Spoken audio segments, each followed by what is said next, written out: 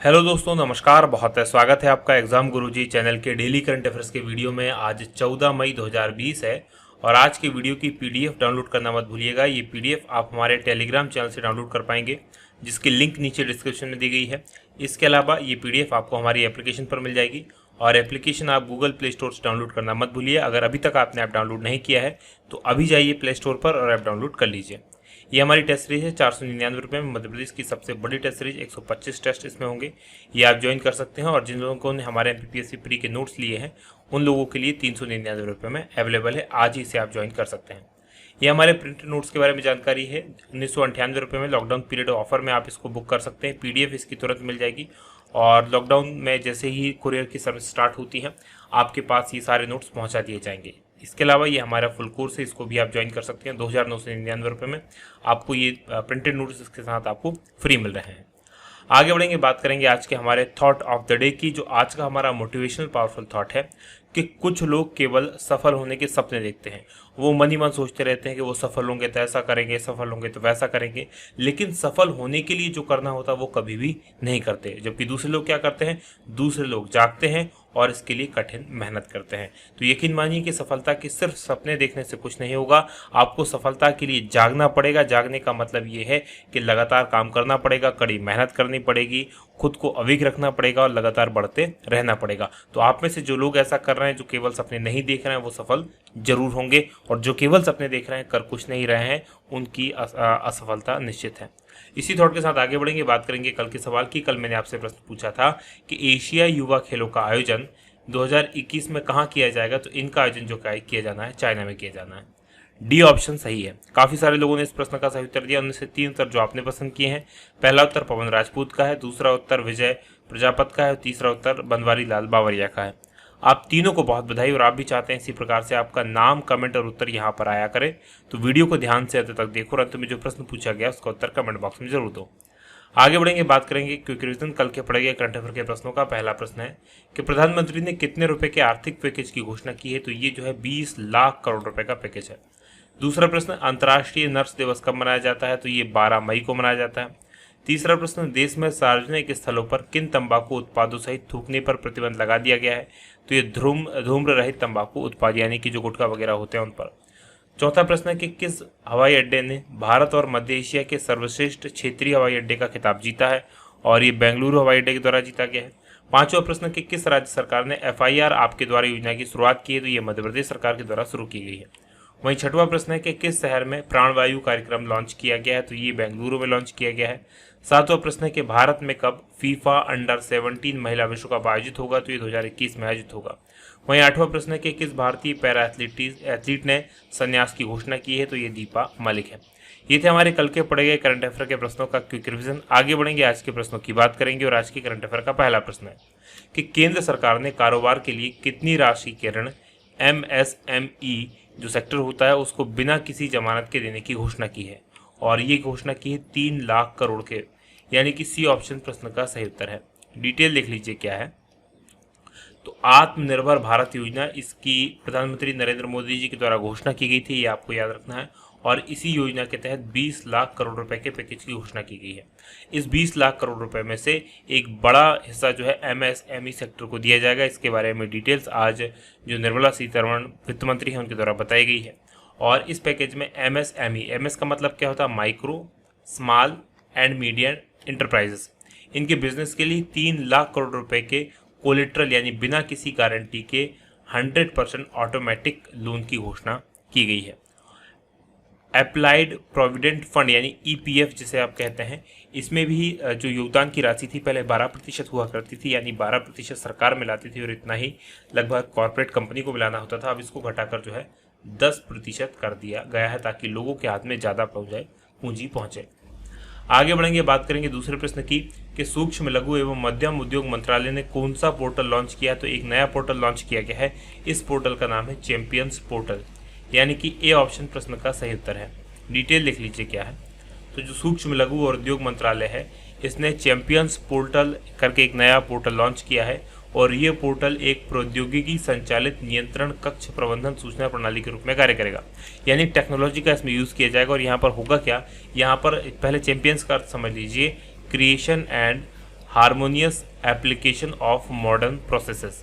और इस पोर्टल का उद्देश्य ये है कि जो सूक्ष्म, लघु और मध्यम उद्योग हैं उनकी सहायता के लिए जो आधुनिक तकनीकें, उपकरण हैं उनको बनाया जाए। आगे बढ़ेंगे, बात करेंगे तीसरे प्रश्न की कि CBSE इसके नए अध्यक्ष के रूप में किन्हें नियुक्त किया गया है, और ये नियुक्त किए गए हैं मनोज आहूजा, IAS अधिकारी हैं। डी ऑप्शन सही है। डिटेल देख लीजिए क्या है।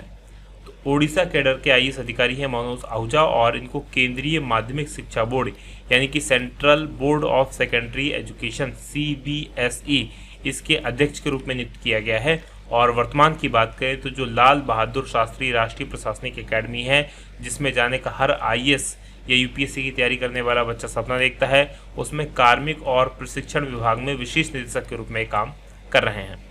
ये जो है CBI में वर्तमान अध्यक्ष है अनीता करवाल, इनका स्थान लेंगे। आगे बढ़ेंगे, बात करेंगे चौथे प्रश्न की कि भारत में कार्बन डाइऑक्साइड उत्सर्जन में कमी के बारे में कौन सा कथन सत्य नहीं है। यहाँ पर आपको ये बताना है कि कौन सा एक कथन है जो सत्य नहीं है। पहला कथन ये है कि जो कार्बन डाइऑक्साइड का उत्सर्जन है उसमें मार्च में 15% और अप्रैल में 30% कम हो गया है, तो ये कथन बिल्कुल सही है। प्रदूषण मुख्य रूप से बिजली और परिवहन क्षेत्र के कारण होता है, ये भी बिल्कुल सही कि भारत में जो प्रदूषण होता है वो बिजली और परिवहन क्षेत्र में होता है। तीसरा जो है कि जीवाश्म ईंधन की खपत में बढ़ोतरी हुई है, ये बिल्कुल गलत है, क्योंकि अगर जीवाश्म ईंधन की खपत में बढ़ोतरी होती है तो प्रदूषण बढ़ता है, घटता नहीं है, तो यानी कि ये कमी हुई है, इसलिए इस प्रश्न का उत्तर सी होगा। इसके अलावा चौथा क्या है कि कार्बन डाइऑक्साइड उत्सर्जन में 4 दशकों में सबसे बड़ी गिरावट आई है भारत में, तो ये भी बिल्कुल सही है। तो हमारे प्रश्न का उत्तर सी होगा। डिटेल देख लीजिए इसकी क्या है। तो centre for research on energy and clean air यानी कि CREA इसके द्वारा एक अध्ययन किया गया है, उसमें पाया गया है कि भारत में जो कार्बन डाइऑक्साइड है उसके उत्सर्जन में 4 दशकों यानी पिछले 40 सालों में सबसे बड़ी गिरावट आई है। जो CO2 है उसके उत्सर्जन में, जैसा कि मैंने आपको बताया था, मार्च में 15% और अप्रैल में 30% तक ये कम हुआ। और मुख्य रूप से जो CO2 हमारे यहाँ निकलता है वो बिजली और परिवहन क्षेत्र से निकलता है, और लॉकडाउन की वजह से ये जो परिवहन क्षेत्र वो पूरी तरह से तो बंद ही है लगभग। तो जीवाश्म ईंधन की खपत में गिरावट भी प्रदूषण में कमी का एक मुख्य कारण है, तो ये आपको याद रखना है। आगे बढ़ेंगे, बात पांचवें प्रश्न की होगी कि अमेरिका ने कोविड-19 के खिलाफ लड़ने के लिए भारत को कितने अमेरिकी डॉलर की सहायता की घोषणा की है, और ये 3.6 मिलियन डॉलर की घोषणा की है, यानी कि ए ऑप्शन प्रश्न का सही उत्तर है। डिटेल लिख लीजिए क्या है। तो जो संयुक्त राज्य अमेरिका यानी कि USA है, उसने centre for disease control and prevention यानी कि वहाँ की एक संस्था CDC, इसने कोविड-19 के खिलाफ लड़ने के लिए भारत को एक सहायता राशि की घोषणा की है, और ये सहायता राशि 3.6 मिलियन अमेरिकी डॉलर।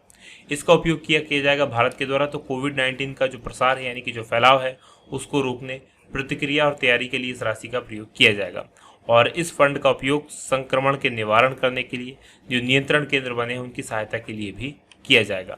बात अमेरिका की करेंगे। यहाँ की राजधानी वाशिंगटन DC है, राष्ट्रपति यहाँ के डोनाल्ड ट्रंप है, अमेरिकी डॉलर यहाँ की मुद्रा है, और लगभग 75-76 रुपीस होते हैं एक अमेरिकी डॉलर में। अब मैप में मैं आपको अमेरिका लिए चलता हूँ। तो जैसा कि आप स्क्रीन पर देख पा रहे हैं हमारा भारत, और हमारे भारत से अगर आपको अमेरिका जाना है तो भारत के जस्ट पीछे अमेरिका स्थित है, ये भारत है, और इसके पीछे जस्ट देखेंगे तो ये अमेरिका है।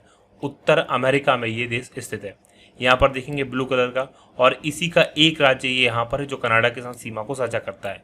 तो अमेरिका की ऊपर सीमा जो लगती है वो कनाडा के साथ में लगती है, नीचे मैक्सिको के साथ में इसकी सीमा लग जाती है। आगे बढ़ेंगे, बात करेंगे अगले प्रश्न की। अगला प्रश्न आपके सामने छठवां है कि किस राज्य की सोहराई खोबर पेंटिंग को GI टैग प्रदान किया गया है, और ये जो है झारखंड की पेंटिंग है, यानी कि सी ऑप्शन सही है। ये आप पेंटिंग देख सकते हैं। डिटेल लिख लीजिए क्या है। तो झारखंड की सोहराई खोबर ये एक पेंटिंग की तकनीक है, और तेलंगाना का तेलिया रुमाल, यहाँ पर आप देख पा रहे होंगे ये तेलिया रुमाल है, इसको भौगोलिक उपदर्शन रजिस्ट्री यानी कि जियोग्राफिकल इंडिकेशंस रजिस्ट्री इसके द्वारा GI टैग यानी कि भौगोलिक संकेतक यानी कि जियोग्राफिकल इंडिकेशन दिया गया है। ये जो सबसे पहले बात करेंगे सोहराई खोबर पेंटिंग की, तो ये झारखंड की जो स्थानीय आदिवासी महिलाएं हैं उनके द्वारा बनाई जाती है, और अनुष्ठानिक भित्ति चित्रकला यानी कि जो दीवार होती है उस पर ये बनाई जाती है। जबकि तेलिया रुमाल की बात करें तो इसमें कपड़े में कॉटन लूम के साथ जटिल हस्त निर्मित का काम शामिल होता है, यानी कि जो पूरा रुमाल होता है ये हाथ से बनाया जाता है, और इसमें पारंपरिक हथकरघा की प्रक्रिया उसका उपयोग करके बनाया जाता है, किसी और दूसरे यांत्रिक साधन का यूज इसमें नहीं किया जाता, तो हथकरघा से इसको बनाया जाता है। आगे बढ़ेंगे, बात झारखंड की और तेलंगाना की करेंगे। पहले झारखंड की बात कर लेते हैं, जहाँ की जो पेंटिंग है उसको जीआई टैग दिया गया है। तो इसकी राजधानी रांची है। मुख्यमंत्री यहाँ पर रघुवर दास नहीं है, इसको थोड़ा सा अपडेट कर लीजिएगा। ये जो है हेमंत सोरेन है। राज्यपाल यहाँ की द्रौपदी मुर्मू है। लोकसभा की यहाँ पर 14 सीटें हैं, राज्यसभा की 6 सीटें हैं, विधानसभा की 82 सीटें हैं। प्रमुख नेशनल पार्क की बात करें तो बेतला नेशनल पार्क है, दलमा वन्यजीव अभ्यारण्य है, उधवा झील पक्षी अभ्यारण्य है, सिंह भूमि हाथी रिजर्व है और हजारीबाग वन्यजीव अभ्यारण्य है। प्रमुख बांधों की बात करें तो मैथॉन बांध जो कि बराकर नदी पर बना है, चंडील बांध जो कि स्वर्णरेखा नदी पर बना है और पंचेत बांध जो कि दामोदर नदी पर बना हुआ है।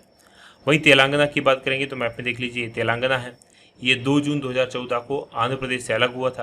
राजधानी इसकी हैदराबाद है। मुख्यमंत्री के चंद्रशेखर राव हैं। राज्यपाल तमिलसई सौंदरराजन है। यहाँ की लोकसभा में 17 सीटें हैं, राज्यसभा की 7 सीटें हैं और विधानसभा की 119 सीटें। यहाँ पर विधान परिषद भी जिसमें 40 सीट्स हैं। प्रमुख राष्ट्रीय उद्यानों की बात करें तो कासू ब्रह्मानंद रेड्डी नेशनल पार्क यहाँ पर है, महावीर हरीना वनस्थली नेशनल पार्क है और मृगवानी नेशनल पार्क है। प्रमुख बांधों की बात करें तो निजाम सागर बांध जो कि मंजीरा नदी पर है और राधागारी बांध जो कि भोगवती नदी पर है। आगे बढ़ेंगे, 7वें प्रश्न की बात करेंगे कि वर्ष 2020 के Deutsche freedom of speech award में किस भारतीय पत्रकार को सम्मानित किया गया है। तो ये भारतीय पत्रकार है सिद्धार्थ वरदराजन। इसके अलावा ये 3 पत्रकार हैं, इनको पुलित्जर पुरस्कार दिया गया है इसी साल के लिए। तो ये भी आपको याद रखना है कि पुलित्जर पुरस्कार मिला है दार यासीन को, मुख्तार खान को और चन्नी आनंद को, जबकि सिद्धार्थ वरदराजन को जो है ड्यूस फ्रीडम ऑफ स्पीच अवार्ड दिया गया है। अब ये क्या अवार्ड होता है, क्यों दिया जाता है, ये डिटेल देख लीजिए।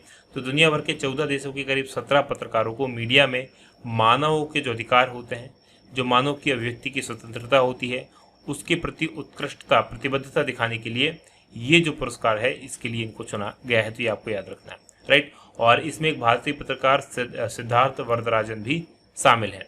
ये पुरस्कार दुनिया भर के ऐसे जो पत्रकार हैं उनको दिया जाता है जिन्होंने कोविड-19 महामारी पर अपनी रिपोर्टिंग के कारण कठिनाइयों का सामना किया हो और उन्हें गिरफ्तार किया गया हो या किसी प्रकार की धमकी दी गई हो।